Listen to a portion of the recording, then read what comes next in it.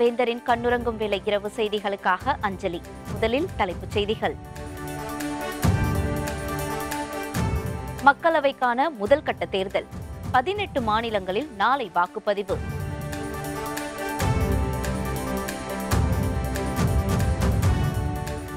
விவசாயிகளை புறக்கணிக்கும் ஆட்சியை அகற்றுங்கள். திமுக தலைவர் ஸ்டாலின் வலியுறுத்தல்.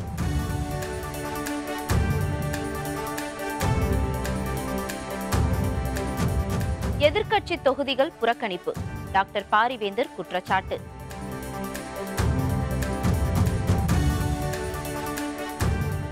நடத்தை விதிகளை மீறி பிரதமர் மோடி பிரச்சாரம்.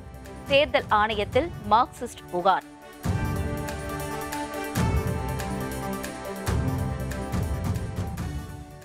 ஆந்திரம், தெலுங்கானா உள்ளிட்ட 18 மாநிலங்களில் முதற்கட்டமாக 91 மக்களவை தொகுதிகளுக்கு நாளை முதற்கட்ட வாக்குப்பதிவு நடைபெற உள்ளது.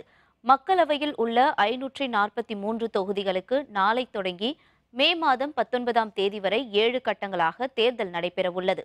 முதற்கட்டமாக ஆந்திரம், தெலுங்கானா, பீகார், மகாராஷ்டிரம், ஒடிசா, மேற்கு வங்கம், ஜம்மு காஷ்மீர் உள்ளிட்ட 18 மாநிலங்களில் 91 மக்களவை தொகுதிகளில் நாளை வாக்குப்பதிவு நடைபெற உள்ளது. இதேபோல் ஆந்திரம், ஒடிசா, சிக்கிம் ஆகிய மாநிலங்களின் சட்டப்பேரவை தேர்தலும் நாளை நடைபெற உள்ளது.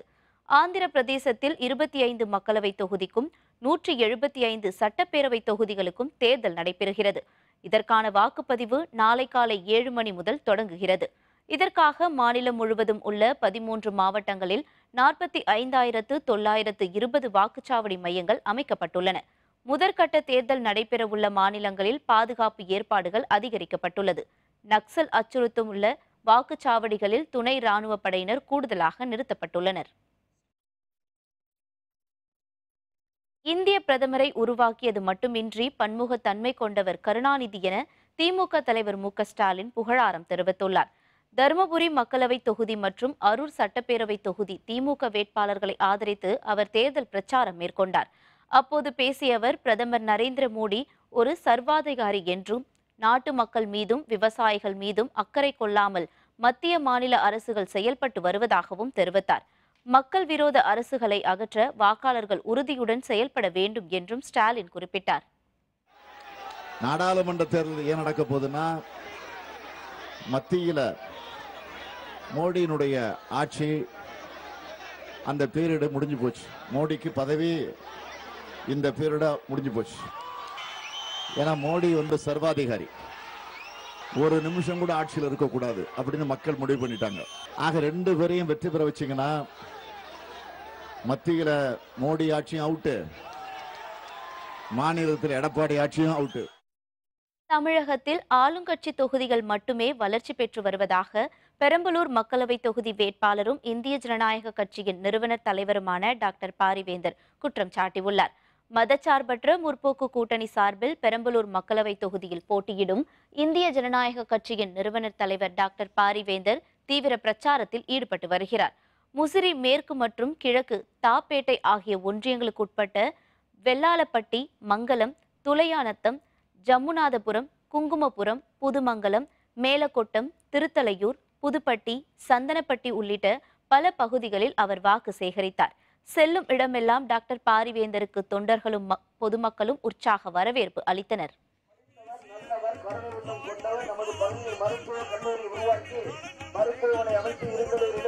இலவசமாக ஏழை மக்களுக்கு சேவை செய்து வருகின்றார்கள். கஜா புயல் பாதித்த பொழுது அரசாங்கம் வருவதற்கு முன்னாக அந்த பகுதிகளுக்கு சென்று 100 கோடி அளவுக்கு விவசாயிகளுக்கு நிவாரணம் வழங்கி மாணவர்கள் கல்வி கட்டணத்தை எல்லாம் ரத்து செய்து உதவி செய்த குறைவெல்லாம் கொண்ட டாக்டர் பாரிவேந்தர் பெரம்பலூர் நாடாளுமன்றத்தில் மதசார்பற்ற முற்போக்கு கூட்டணி வெற்றி வேட்பாளர். இப்பொழுது உங்களுடைய வார்த்தை. பின்னர் பழம்புத்தூர் பகுதியில் பேசிய டாக்டர் பாரிவேந்தர், ரயில்வே வசதி, மேம்பாலம் போன்ற பெரிய திட்டங்களை நிறைவேற்ற நடவடிக்கை எடுக்கப்படும் என கூறினார். திமுக ஆண்ட காலமே வசந்த காலம் எனவும் தேர்தலுக்கு பிறகு மத்தியிலும் மாநிலத்திலும் மாற்றம் வருவது உறுதி எனவும் அவர் தெரிவித்தார். தமிழகத்தில் ஆளுங்கட்சி தொகுதிகள் மட்டுமே வளர்ச்சி பெறுவதாக குறிப்பிட்ட டாக்டர் பாரிவேந்தர் எதிர்க்கட்சி தொகுதிகள் புறக்கணிக்கப்படுவதாகவும் குற்றம் சாட்டினார். எந்த கட்சி ஆளுகிறதோ அந்த கட்சி திமுக கட்சிக்கு எம்எல்ஏ இருக்க இடத்துல போதுமான நிதி ஒதுக்க மாட்டாங்க. அதனால என்ன ஆகும்னு கேட்டிங்கன்னா, உங்களுக்கு வந்து ஊர் தேவைகள் எல்லாம் முறையாக செய்ய முடியாது. அந்த மாதிரி சூழ்நிலை தான் அந்த அசெம்பிளியில் இங்கே தமிழ்நாட்டை பொறுத்த வரைக்கும். எப்பெல்லாம் திமுக தமிழ்நாட்டை ஆளுகிறதோ அந்த காலம்தான் மக்களுக்கு வசந்த காலம். அவர் தேவைப்படுவதெல்லாம் கிடைக்கும். இன்னொரு கட்சி இருக்கு, அதுவும் ஆளும். அது வந்து அவங்களுக்கு வசந்த காலம். யாருக்கு? ஆளுங்களுக்கு வசந்த காலம். ஆனால் திமுக ஆளுற காலம் அந்த காலங்கள் தான் மக்களுக்கு வசந்த காலம். அந்த அளவுக்கு உங்களுக்கு தமிழ்நாட்டிலையும் சரி டெல்லியிலையும் சரி ஒரு மாற்றம் வரப்போகிறது. அந்த மாற்றத்துக்கு நீங்களும் ஒரு காரணமாக இருக்க வேண்டும் என்று நான் பெருமையோடு சொல்லிக் கொள்கிறேன். அதனைத் தொடர்ந்து மண்பாறை கிராமத்தில் உரையாற்றிய டாக்டர் பாரிவேந்தர், மோடி மீண்டும் பிரதமரானால் நாட்டின் ஒற்றுமை கெட்டுவிடும் என கூறினார். பன்முகத்தன்மை கொண்ட இந்தியாவை இந்துத்வா நாடாக மாற்ற பிரதமர் மோடி முயற்சிப்பதாகவும் அவர் குற்றம் சாட்டினார். மண்பாறை கிராம பள்ளிகளுக்கு சுற்றுச்சுவர் அமைத்து தரப்படும் எனவும், சிவன் கோயிலுக்கு பாதை வசதி ஏற்படுத்தி தரப்படும் எனவும் தெரிவித்தார். துறையூரிலிருந்து மண்பாறை வழியாக திருச்சிக்கு பேருந்து வசதி செய்து தரப்படும் எனவும் டாக்டர் பாரிவேந்தர் உறுதியளித்தார். நீங்க மோடியால் பற்றது போதும், இனிமேலும் அங்க இருந்தால் நாட்டினுடைய ஒற்றுமை கெடும். இந்த நாடு ஒரு பன்முகத்தன்மை கொண்ட நாடு. எல்லா மதங்களும் எல்லா மத மக்களும் மகிழ்ச்சியாக சந்தோஷமாக இருக்க வேண்டிய நாடு. நாம் எல்லோரும் சகோதரர்கள் தான். நீ எந்த மதத்தை வேணாலும் பின்பற்றலாம், எந்த சாமி வேணாலும் கும்பிடலாம். அதுதான் அரசியல் சாசனம் சொல்லுது. ஆனால் மோடி என்ன நினைக்கிறான்னா, இல்லை இல்லை இந்தியாங்கிறது இந்துக்கள் மட்டுமே வாழணும், அப்போ மற்ற ஏனைய சகோதரர்லாம் எங்கே போவாங்க? ஆகவே தான் நீங்கள் முதல்ல டெல்லியில் ஒரு மிகப்பெரிய மாற்றத்தை கொண்டு வரணும். மணப்பாறை பள்ளிக்கு சுற்றுச்சுவர் மற்றும் தண்ணீர் வசதி வேண்டும் என்று கேட்கிறீர்கள். இதெல்லாம் என்னுடைய பாராளுமன்ற உறுப்பினர் நிதியிலிருந்து செய்து தருவேன் என்பதை சொல்லிக் கொள்கிறேன். அதே போல சிவன் கோயிலுக்கு பாதை வசதி வேண்டும் என்று கேட்கிறீர்கள். அதே போல ஸ்ட்ரீட் லைட் வேண்டும் என்று கேட்கிறீர்கள்.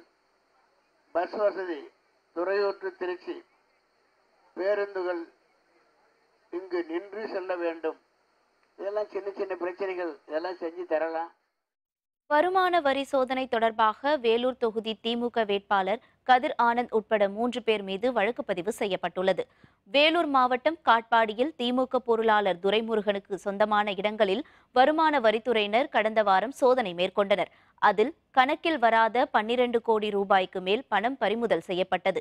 இதனை அடுத்து வருமான வரித்துறையினர் கொடுத்த தகவலின் அடிப்படையில் கதிர் ஆனந்த், திமுக பிரமுகர் சீனிவாசன், தாமோதரன் உள்ளிட்டோர் மீது லஞ்சம் கொடுக்க முயற்சித்தது உள்ளிட்ட 3 பிரிவுகளின் கீழ் காட்பாடி காவல் நிலையத்தில் வழக்கு பதிவு செய்யப்பட்டுள்ளது.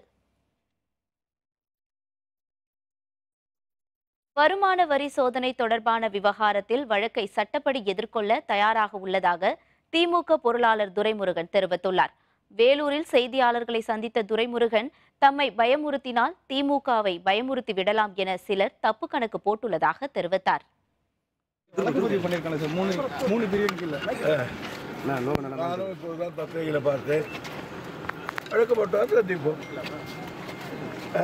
சரி சார், இப்போ நீங்கள் ஐடி ரைடு இந்த வழக்குக்கு அப்புறம் பிரச்சாரத்துக்கு போகிறீங்க, மக்கள் எப்படி பார்க்குறாங்க சார்? மக்கள் எங்களை அதிக ஆசையோடு வரவேற்கிறார்கள். அரசாங்கத்தின் மீது வெறுப்பை காட்டுகிறார்கள், எங்களை மகிழ்ச்சியை காட்டுகிறார்கள், வாக்களிப்பதாக உறுதியை காட்டுகிறார்கள். தமிழகத்தில் இதுவரை உரிய ஆவணம் இல்லாமல் கொண்டு செல்லப்பட்ட 124 கோடியே 63 லட்சம் ரூபாய் பறிமுதல் செய்யப்பட்டுள்ளதாக தமிழக தலைமை தேர்தல் அதிகாரி சத்யபிரத சாஹூ தெரிவித்துள்ளார். சென்னை தலைமை செயலகத்தில் செய்தியாளர்களிடம் பேசிய அவர், தேர்தலை ஒட்டி இதுவரை 989.6 கிலோ தங்கம் மற்றும் 492.3 கிலோ வெள்ளி பறிமுதல் செய்யப்பட்டுள்ளதாக தெரிவித்தார். தேர்தல் நடத்தை விதிமீறல் தொடர்பாக இதுவரை 4185 புகார்கள் வந்துள்ளதாக சத்யபிரத சாஹூ தெரிவித்துள்ளார். தமிழகத்தில் 4 தொகுதிகளுக்கு இடைத்தேர்தல் அறிவிக்கப்பட்டுள்ளதில் மே 27ஆம் தேதி தேர்தல் நடத்தை விதிகள் அமலில் இருக்கும் என சத்யபிரத சாஹூ தெரிவித்துள்ளார். ரஃபேல் போர் விமான கொள்முதல் வழக்கின் தீர்ப்பை எதிர்த்து தொடரப்பட்ட சீராய்வு மனுவில் தாக்கல் செய்த ஆவணங்களை ஏற்கக்கூடாது என்ற மத்திய அரசின் கோரிக்கையை உச்சநீதிமன்றம் நிராகரித்துள்ளது. ரஃபேல் போர் விமான கொள்முதல் வழக்கு தொடர்பாக ஆங்கில நாளேடு ஒன்று வெளியிட்ட ஆவணங்கள் மத்திய அரசின் பாதுகாப்பு அமைச்சகத்திலிருந்து திருடப்பட்டவை என மத்திய அரசு கூறியிருந்தது. பின்னர் அவை நகல் எடுக்கப்பட்டவை என்றும் தெரிவித்தது. இருப்பினும் அந்த ஆவணங்களை உச்சநீதிமன்றம் பரிசீலனைக்கு ஏற்றுக்கொள்ளக்கூடாது என மத்திய அரசு கோரியிருந்தது. இதனை உச்சநீதிமன்றம் நிராகரித்ததுடன் சீராய்வு மனுவில் தாக்கல் செய்யப்பட்ட ஆவணங்களை பரிசீலனைக்கு ஏற்கலாம் என அறிவித்துள்ளது. விரிவான விசாரணை விரைவில் நடைபெறும் என உச்சநீதிமன்றம் அறிவித்துள்ளது. ராணுவத்துக்கு ஆதரவாக வாக்களிக்குமாறு பிரதமர் மோடி பிரச்சாரத்தின் போது பேசியது குறித்து தேர்தல் ஆணையத்திடம் மார்க்சிஸ்ட் கம்யூனிஸ்ட் புகார் அளித்துள்ளது. மகாராஷ்டிரா மாநிலம் லத்தூர் பகுதியில் பிரதமர் நரேந்திர மோடி பிரச்சாரம் செய்தார். அப்போது அவர் பாகிஸ்தான் மீது தாக்குதல் நடத்திய ராணுவ வீரர்களுக்கு ஆதரவாக வாக்களிக்குமாறு முதல் முறையாக வாக்காளர்களிடம் கேட்டுக்கொண்டார். புல்வாமா தாக்குதலில் பலியான நமது படை வீரர்களுக்கு முதல் வாக்கை சமர்ப்பணம் செய்யுமாறும் கூறினார். இதுகுறித்து தேர்தல் ஆணையத்தில் மார்க்சிஸ்ட் கம்யூனிஸ்ட் சார்பில் புகார் அளிக்கப்பட்டுள்ளது. தேர்தல் நடத்தை விதிமுறைகளை மீறும் வகையில் மோடி பேசியுள்ளதாக புகாரில் கூறப்பட்டுள்ளது. இது தொடர்பாக அறிக்கை அளிக்குமாறு மகாராஷ்டிரா மாநில தலைமை தேர்தல் அதிகாரியை தேர்தல் ஆணையம் கேட்டுக்கொண்டுள்ளது. தமிழகத்தில் விரைவில் ஆட்சி மாற்றம் உறுதியாக ஏற்படும் என ஈரோடு மக்களவைத் தொகுதி மதச்சார்பற்ற முற்போக்கு கூட்டணியின் மதிமுக வேட்பாளர் கணேசமூர்த்தி தெரிவித்துள்ளார். எமது நெறியாளர் ராம்குமார் நடத்திய நேர்காணலில் இவ்வாறு தெரிவித்துள்ளார். ஒருவேளை இந்த 23 கவுண்டிக்கு பிறகு தமிழகத்தில் ஆட்சி மாற்றம் ஏற்படும் என்ற நம்பிக்கை இருக்கிறதா? கண்டிப்பாக ஒரு ஆட்சி மாற்றம் தமிழகத்தில் உருவாகும். இது மத்திய அரசாங்கத்தினுடைய மோடியினுடைய அரசாங்கத்தை அகற்ற வேண்டும் என்கிற தேர்தலாக இருந்தாலும் தமிழகத்தில் இந்த இடைத்தேர்தல்கள் வந்திருக்கிற காரணத்தினால ஒன்றும் இல்லை. எடப்பாடி மீது ஓபிஎஸ் தான் சொன்னார், இவர் ஊழல் குற்றச்சாட்டு செய்தார், ஜெயலலிதாவினுடைய மறைவுக்கு காரணம் இவங்க தான் சொன்னார். அவங்களுக்குள்ளேயே குற்றச்சாட்டியவர்கள் ஒன்றாக இருந்து இன்றைக்கு பணியேற்றுக் கொண்டிருக்கிறார்கள். மக்கள் மனதில் அது ஈடுபடுகிறது. ஆகவே இந்த இடைத்தேர்தல்களில் சட்டமன்ற தேர்தலும் நடைபெறுகிற காரணத்தினால மத்தியில் ஆட்சி மாற்றம் ஏற்படுகிற அதே நேரத்தில் தமிழகத்திலும் ஒரு ஆட்சி மாற்றம் ஏற்படும். திராவிட முன்னேற்ற கழகம் அனைத்து தொகுதியிலும் 22 தொகுதிகளிலும் வெற்றி பெறும். இது தொடர்பான முழு நேர்காணல் விரைவில் வேந்தர் டிவியில் ஒளிபரப்பாக உள்ளது. போதைப் பொருள் பயன்படுத்திய விவகாரம், அரசு மருத்துவ மாணவர்கள் இடைநீக்கம். விவரம் விளம்பர இடைவேளைக்கு பிறகு.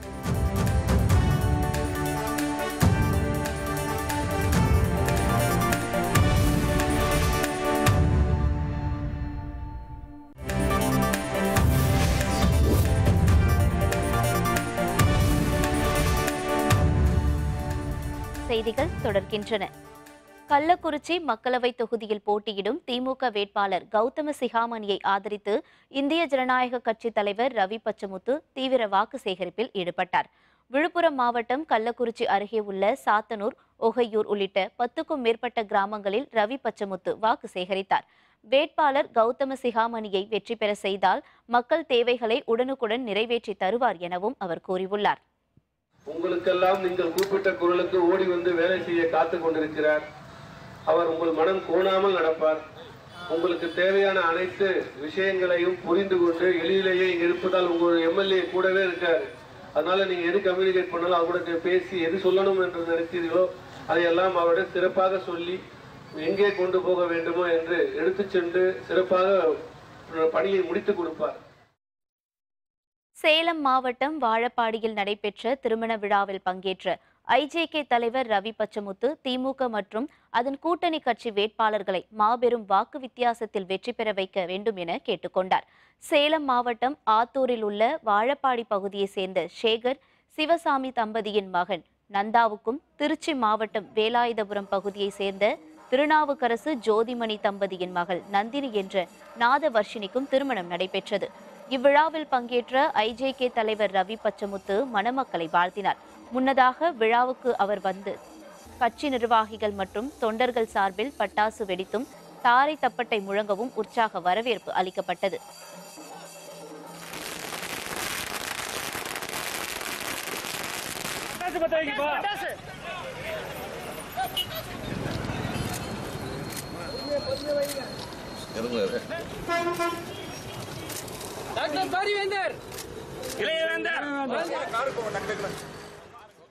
இதனைத் தொடர்ந்து பேசிய ரவி பச்சமுத்து, நமது சமுதாய ஒற்றுமையை வெளிப்படுத்தும் வகையில் கள்ளக்குறிச்சியில் போட்டியிடும் திமுக வேட்பாளரை அதிக வாக்கு வித்தியாசத்தில் வெற்றி பெற செய்யுமாறு கேட்டுக்கொண்டார். இந்திய ஜனநாயக கட்சியின் இளைஞர் செயலாளர் திரு நந்தா அவர்கள் குடும்ப விழாவில் கலந்து கொள்ள எனக்கு மிக ஆனந்தமாக இருக்கிறது. இன்றல்ல, இதற்கு முன்னால் அவரது அண்ணன் கல்யாணத்துக்கு இங்கே வந்திருந்தேன். அன்றும் இன்றும் எப்பொழுதும் சீரும் சிறப்புமாக அவர் டாக்டர் பாரிவேந்தர் ஐயாவின் மீது கொண்ட அன்பின் மரியாதையின் காரணமாக மிக சிறந்த முறையில் இந்த சேலம் மாவட்டத்தில் கட்சியை வளர்த்துக் கொண்டிருக்கிறார். இந்த விழாவில் இந்திய ஜனநாயக கட்சி நிர்வாகிகள் லட்சுமணன், அமுத ராஜேஸ்வரன், மனோகரன் உள்ளிட்ட திரளானோர் கலந்து கொண்டனர். தஞ்சை அரசு மருத்துவக் கல்லூரியில் போதைப் பொருட்கள் பயன்படுத்திய விவகாரத்தில் பயிற்சி மருத்துவர்கள் உட்பட 19 பேர் இடைநீக்கம் செய்யப்பட்டுள்ளனர். மாணவர்கள் விடுதியில் கல்லூரி நிர்வாகம் திடீர் சோதனை நடத்தப்பட்டது. அப்போது போதைப் பொருள் வைத்திருந்த இளநிலை மருத்துவர்கள் 4 பேர், பயிற்சி மருத்துவர்கள் 5 பேர் உள்ளிட்ட 19 பேர் இடைநீக்கம் செய்யப்பட்டுள்ளனர். இந்த சம்பவம் அப்பகுதியில் பரபரப்பை ஏற்படுத்தியுள்ளது. பொள்ளாச்சி பாலியல் வழக்கு தொடர்பாக விசாரணை நடத்திய சிபிசிஐடி காவல்துறையினர் சென்னை உயர்நீதிமன்றத்தில் அறிக்கை தாக்கல் செய்துள்ளார். இளம் பெண்களை மிரட்டி ஆபாச படம் மற்றும் வீடியோ பதிவு செய்த வழக்கில் தொடர்புடைய 4 பேர் மீது போலீசார் குண்டாஸ் வழக்கு பதிவு செய்தனர். இதனைத் தொடர்ந்து அவர்கள் அனைவரும் அறிவுரை குழும தலைவர் ராமன் முன்னிலையில் ஆஜர்படுத்தப்பட்டனர். இந்நிலையில் இந்த வழக்கில் சிபிசிஐடி போலீசார் உயர்நீதிமன்றத்தில் அறிக்கை தாக்கல் செய்தனர். சிபிஐ விசாரிக்கும் வகையில் பாதிக்கப்பட்ட பெண்ணின் பெயரை நீக்கி பிறப்பிக்கப்பட்ட புதிய அரசாணை தங்களுக்கு இதுவரை வரவில்லை என சிபிசிஐடி போலீசார் தெரிவித்ததை அடுத்து புதிய அரசாணை வழங்க நீதிபதி உத்தரவிட்டார். பின்னர் இந்த வழக்கு விசாரணையை வரும் 25ஆம் தேதிக்கு ஒத்திவைக்கப்பட்டது. இந்நிலையில் இந்த வழக்கில் 5வது நபராக மணிவண்ணன் என்பவரை போலீசார் கைது செய்துள்ளனர். மத்திய மாநில அரசுகளுக்கு ஆதரவாக தேர்தல் ஆணையம் செயல்பட்டு வருவதாக முன்னாள் மத்திய அமைச்சரும் தேனி தொகுதி காங்கிரஸ் கட்சியின் வேட்பாளருமான EVKS இளங்கோவன் தெரிவித்துள்ளார். மதுரை உயர் மாவட்ட பேராயர் மற்றும் தமிழ்நாடு ஆயர்கள் பேரவைத் தலைவர் அந்தோணி பாப்புசாமியை சந்தித்து வாழ்த்து பெற்றார். பின்னர் செய்தியாளர்களிடம் பேசிய அவர், பொய் வாக்குறுதிகளை சொல்லி கடந்த 5 வருடங்களாக உங்களுக்கு நாமம் போட்டவர்களுக்கு நீங்கள் தற்பொழுது நாமம் போட வேண்டும் என்றார். தேர்தல் ஆணையம் பல சட்டங்களை போடுகிற ஒழிய இப்ப எனக்கு தெரிஞ்ச தேர்தல் ஆணையம் சேஷன் தலைமையில் இருந்த போதுதான் கடுமையாக ஒழுங்காக நடந்தது. அத்துமீறல் செய்பவர்கள் மீது நடவடிக்கை எடுத்தது. ஆனால் இப்போது இருக்கின்ற தேர்தல் கமிஷனை பொறுத்தவரையில் ஏதோ பாரதிய ஜனதாக்கோ இங்க இருக்கின்ற அதிமுகக்கோ ஜாலரா போடுற ஆணையமாகத்தான் இருக்கின்றது ஒழிய நடுநிலைமையோடு அவர்கள் நடந்து கொள்ளவில்லை என்றுதான் நான் குற்றச்சாட்டு. வரும் 12ஆம் தேதி தமிழகம் வரும் அகில இந்திய காங்கிரஸ் கட்சி தலைவர் ராகுல் காந்தி கிருஷ்ணகிரி, சேலம், திருப்பரங்குன்றம் மற்றும் தேனி ஆகிய 4 இடங்களில் பிரச்சாரம் மேற்கொள்ள உள்ளதாக தமிழக காங்கிரஸ் கட்சி தலைவர் KS அழகிரி தெரிவித்துள்ளார். சத்தியமூர்த்தி பவனில் செய்தியாளர்களை சந்தித்த அவர், ரஃபேல் விவகாரத்தில் நீதிமன்றம் விசாரணைக்கு ஏற்றுக்கொண்டது மிகப்பெரிய வெற்றி என்றும் RSS அமைப்பின் தலையீடு ரிசர்வ் வங்கி வரை தொடர்வதாகவும் தெரிவித்துள்ளார். மேலும் நடிகர் ரஜினிகாந்த் பாஜகவை சார்ந்திருப்பதாக சந்தேகம் எழுகிறது என்றும் அழகிரி குறிப்பிட்டுள்ளார். அகில இந்திய காங்கிரஸ் கட்சியினுடைய தலைவர் எங்களுடைய அன்பிற்குரிய ராகுல் காந்தி அவர்கள் வருகிற 12ஆம் தேதி தமிழகத்தில் இருக்கிற மதசார்பற்ற ஜனநாயக சக்திகளுடைய வேட்பாளர்களை ஆதரித்து 4 இடங்களிலே பொதுக்கூட்டங்களில் பேசுகிறார். எங்களுடைய கூட்டணியினுடைய வெற்றிக்கு அவருடைய சுற்றுப்பயணம் மிகப்பெரிய உதவிகரமாக இருக்கும் என்று நம்புகிறோம். மதுரை மக்களவைத் தேர்தலை ரத்து செய்ய கோரி உயர்நீதிமன்ற மதுரை கிளையில் சுயேட்சை வேட்பாளர் KK ரமேஷ் என்பவர் மனு தாக்கல் செய்துள்ளார். அதில் மதுரையில் கடந்த மார்ச் 31ஆம் தேதி அதிமுக தரப்பில் நடைபெற்ற கூட்டத்தில் ஏராளமானவர்களுக்கு தலா 500 ரூபாய் மற்றும் பரிசு பொருட்கள் வழங்கப்பட்டதாகவும் கூறியுள்ளார். இதுகுறித்து தேர்தல் ஆணையத்திடம் புகார் அளித்தும் எந்தவித நடவடிக்கையும் எடுக்கவில்லை எனவும் குறிப்பிட்டுள்ளார். விரைவில் இந்த மனு சென்னை உயர்நீதிமன்றத்தில் விசாரிக்கப்படும் என தெரிய வந்துள்ளது. மக்களவைத் தேர்தலில் காங்கிரஸ் கூட்டணி வெற்றி பெற்றால் 100 நாள் வேலை திட்டம் 150 நாட்களாக மாற்றப்படும் என்று சிவகங்கை தொகுதி வேட்பாளர் கார்த்தி சிதம்பரம் தெரிவித்துள்ளார். தான் வேட்பாளராக போட்டியிடும் சிவகங்கை மாவட்டம் இளையான்குடி ஒன்றியத்திற்குட்பட்ட கிராம பகுதிகளில் கார்த்தி சிதம்பரம் வாக்கு சேகரிப்பில் ஈடுபட்டார். இருண்டகுளம், நேஞ்சாத்தூர், கண்டனி உள்ளிட்ட பகுதி மக்களை சந்தித்த இவர் மக்களவை தேர்தலில் கை சின்னத்துக்கு வாக்களித்து காங்கிரஸை அமோக வெற்றி பெற செய்யுமாறும் கேட்டுக்கொண்டார். இதேபோல மானாமதுரை சட்டமன்ற தொகுதியில் திமுக வேட்பாளர் கரு இலக்கியதாசனை ஆதரித்து பிரச்சாரம் மேற்கொண்டார். அப்போது பேசிய அவர் 100 நாள் வேலைவாய்ப்பு திட்ட தொழிலாளர்களுக்கு கூலி உயர்த்தப்படும் என்றும் 100 நாள் திட்டம் 150 நாள் திட்டமாக மாற்றப்படும் என்றும் அவர் உறுதியளித்துள்ளார். இனி செய்திகளின் தொகுப்பை காணலாம். நீதிமன்றங்களில் நிலுவையில் உள்ள வழக்குகளுக்கு இரு தரப்பினரையும் அழைத்து பேசி தீர்வு காணும் சமரச மையத்தின் 14வது ஆண்டு விழாவை ஒட்டி பொதுமக்களுக்கு துண்டு பிரசுரங்கள் வழங்கி நீதிபதிகள் விழிப்புணர்வு ஏற்படுத்தினர். காஞ்சிபுரம் ஒருங்கிணைந்த நீதிமன்ற வளாகம் மற்றும் குற்றவியல் நடுவர் நீதிமன்ற வளாகத்தில் பொதுமக்களுக்கு விழிப்புணர்வு நிகழ்ச்சி நடைபெற்றது. இதில் நீதிபதிகள் ஜி கருணாநிதி மற்றும் ஜி ஜெயவேல் கலந்து கொண்டு சமரச மையத்தின் பணிகள் மற்றும் செயல்பாடுகள் குறித்து எடுத்துரைத்தனர். சென்னை அருகே லாரி நிறுத்தத்தில் இருந்த லாரி ஒன்றில் கோடி மதிப்புள்ள 6 டன் செம்மரக்கட்டைகளை போலீசார் பறிமுதல் செய்தனர். மாதாவரம் அடுத்த மஞ்சம்பாக்கத்தில் CMDA கனரக வாகனம் நிறுத்தத்தில் லாரிகள் நிறுத்தப்பட்டிருந்தது. அங்குள்ள லாரி ஒன்றில் செம்மரக்கட்டைகள் கடத்தப்படுவதாக வந்த தகவலை அடுத்து போலீசார் சோதனை நடத்திய போது செம்மரக்கட்டைகள் பறிமுதல் செய்யப்பட்டன. கடத்தலுக்கு பயன்படுத்திய லாரி மற்றும் செம்மரக்கட்டைகளை திருவள்ளூர் மாவட்ட வனத்துறையினரிடம் போலீசார் ஒப்படைத்தனர். தப்பியோடிய லாரி ஓட்டுநரை தேடி வருகின்றனர். சென்னை அருகே ஆவடியில் அமைந்துள்ள ஸ்ரீ கல்யாணராமர் கோவில் குடமுழுக்கு விழாவில் திரளான பக்தர்கள் பங்கேற்று வழிபட்டனர். திருவள்ளூர் மாவட்டம் ஆவடி நேரு பஜாரில் அமைந்துள்ள ஸ்ரீ கல்யாணராமர் கோவிலில் குடமுழுக்கு விழா நேற்று முன்தினம் தொடங்கியது. விழாவின் முக்கிய நிகழ்வான குடமுழுக்கு இன்று காலை நடைபெற்றது. யாகசாலையில் இருந்து மேளதாளங்கள் முழங்க புனித நீர் கொண்டு செல்லப்பட்டு குடமுழுக்கு விழா சிறப்பாக நடத்தப்பட்டது. இதில் திரளான பக்தர்கள் கலந்து கொண்டு வழிபட்டனர். பின்னர் பக்தர்கள் மீது புனித நீர் தெளிக்கப்பட்டது.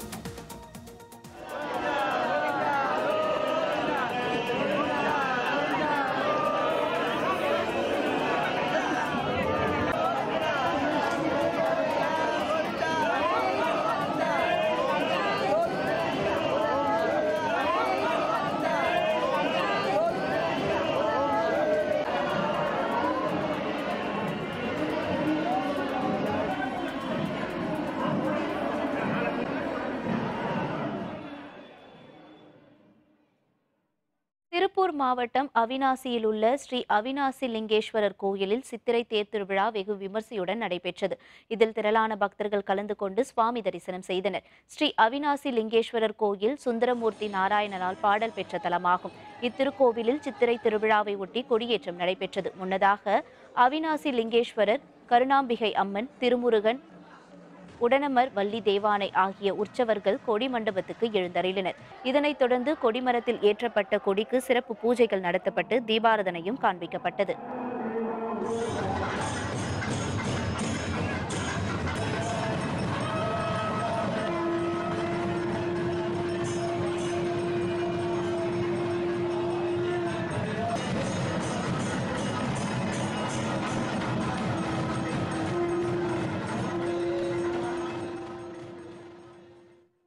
சிறந்த கிரிக்கெட் வீரர் விராட் கோலி 3வது முறையாக சாதனை. விவரம் விளம்பர இடைவேளைக்கு பிறகு.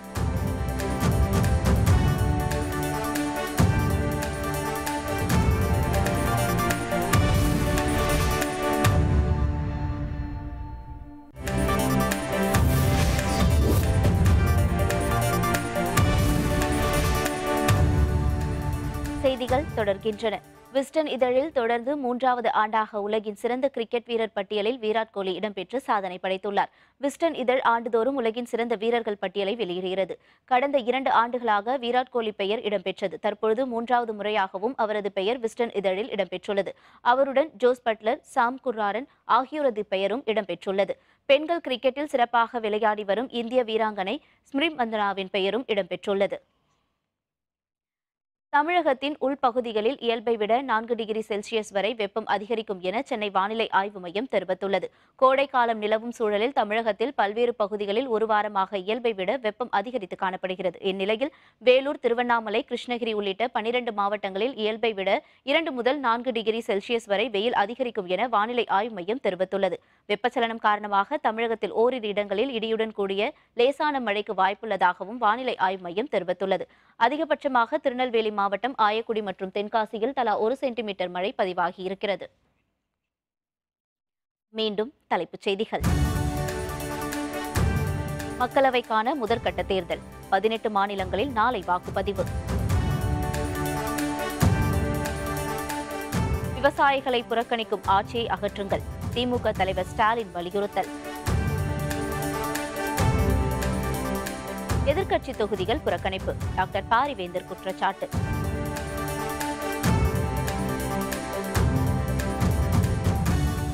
நடத்தை விதிகளை மீறி பிரதமர் மோடி பிரச்சாரம், தேர்தல் ஆணையத்தில் மார்க்சிஸ்ட் புகார். இத்துடன் வேந்தரின் கண்ணுறங்கும் வேளை இரவு செய்திகள் நிறைவடைந்தன. வேந்தர் டிவி செயலியை பதிவிறக்கம் செய்து முக்கிய செய்திகளை நேயர்கள் காணலாம். மீண்டும் நாளை காலை 7 மணிக்கு இளங்கதிர் காலை செய்திகளில் சந்திப்போம். வணக்கம்.